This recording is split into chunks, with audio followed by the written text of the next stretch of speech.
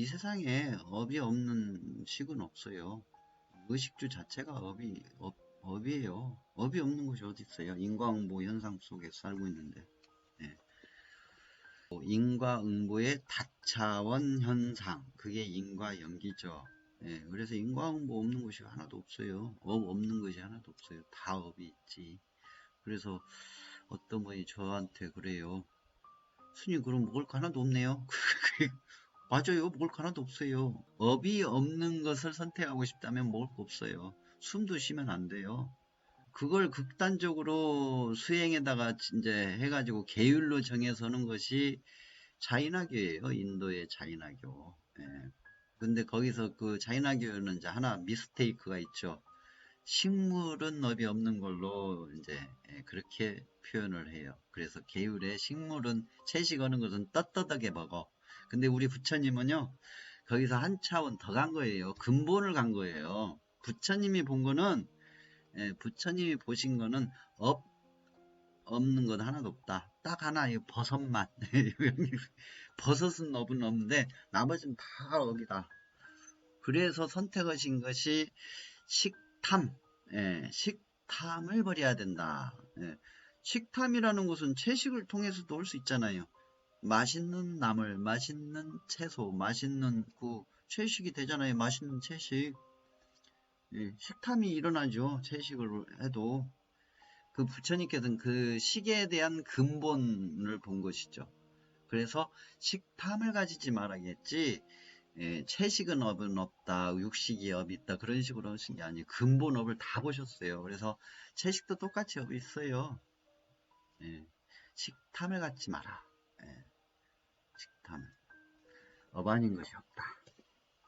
그래서 제가 이제 그 식 가지고, 먹는 음식, 식 가지고 이제 얘기하다 보면 하나하나 짚어서 얘기를 해요. 이제 인과응보 현상에 대해서. 그러다면 나중에 저한테 따져요. 그럼 스님 먹을 거 하나도 없네요. 그러면서 따져. 저에게 공격을 해요.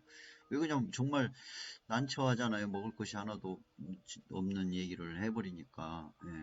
그렇지 않아도 육식 금하고 채식만 오고, 또 채식을 떳떳하게 오신채는 먹지 않고 나머지는 떳떳하게 맛있게 잘 먹고 살고 있는데 그것마저도 업이 있다고 그러니 화가 나지 이제. 계율을 잘 지키고 있는데 그것마저도 업이 있어? 짜증나게 그래가지고 저를 공격을 해요. 어떻게 하자고요? 업이 있는데. 무는 살아있는 생명활동을 안 하나? 배추는 생명활동 안 해요? 꽃이 피고 씨를 맺는 생명활동을 하잖아요. 그들도 다 살아있는 존재예요. 그들이 가지고 있는 현재와 미래의 가능성을 탁 죽여가지고 소금에 절여가지고 고춧가루 뿌려가지고 만든 게 김치 아니에요. 그걸 먹었는데 그럼 업이 없겠어요? 이제 그것은 괜찮겠지 하고 안심하고 먹다가 그것마저도 업이 있다고 그러니까 저를 공격하죠. 저를. 어떻게 합니까? 제가 거짓말할 수도 없고 배추가 서운해야 하지. 그렇답니다. 그래서 식탐을 버리라는 얘기가 바로 그 얘기예요. 부처님께서 식탐을 얘기를 했죠. 식에 대한 탐을 버려라. 음식, 먹는. 그걸 신랄하게 표현한 게 능엄경이에요. 신랄하게 표현하는 것이 입에서 침이 나올 것이다. 이제 능엄경 같은 경우는 채식은 먹으라고 하는 표현을 해요. 고기를 먹지 말고 채식을 해라는 쪽인데, 근데 그 뒤에 또 나와. 더 무서운 말. 뭐라고 나오냐면요.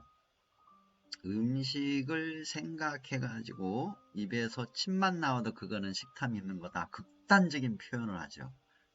근데 입에서 침이 안 나면 여러분 소화불량 돼가지고 항상 이염이나 식도염에 고생하실 거예요. 근데 아무튼 중요한 핵심은 식탐이에요. 식탐을 갖는 것이 바로 업을 크게 짓는다 이거예요. 상속된 업, 상속의 업이에요. 그러니까 업장이 있어요. 업장은 뭐냐면 내가 지금 생활하고 살면서 어떤 행위를 해요. 근데 이제 생각해가지고 행위를 할 거 아니에요. 그걸로 인해서 다시 생각 속에 저장이 되는 것. 그걸 업장식이라고 그래요. 이거는 상속돼요. 그러니까 유식사상인데 상속된다는 말은 무슨 말이냐면 다음 생에 내 몸을 만드는 재료가 되는 거예요. 재료가 되는 거. 그런데 식탐 없이, 즉 내가 그 탐하는 마음 없이 음식을 취하게 되면 업장식은 안 만들어져요. 단 현상은 일어나. 인과응보, 내가 지금 살아있는 동안에 인과응보의 현상은 일어나요. 그러나 그게 업장식이 돼서 다음 생에 몸을 받는 재료는 되지 않아요. 그래서 부처님께서는 식탐을 갖지 말라는 거예요. 식을 하지 말라는 얘기가 아니라, 밥을 먹지 말라는 얘기가 아니라 식탐의 마음을 내지 마라. 내가 내 몸을 유지하기 위한 최선의 방법으로서 음식을 취하는 것이지, 이거 맛있다, 저건 맛있다, 이건 맛없다, 그런 차별 분별, 그런 하면서 식탐을 갖지 말라는 거였죠. 근데 인과응보 현상은 일어나요. 현상은. 인과응보 현상이 일어나야 여러분들이 살아갈 수도 있어요. 또 어찌 보면. 왜냐하면 영양분 있죠. 그게 다 인과응보 현상이잖아요. 여러분 영양분 그 성분을 현미경으로 보면 다 보이죠. 근데 그걸 더 확대한 극단적인 확대의 현미경을 보면 어떻게 돼요? 공간이에요. 빈 공간.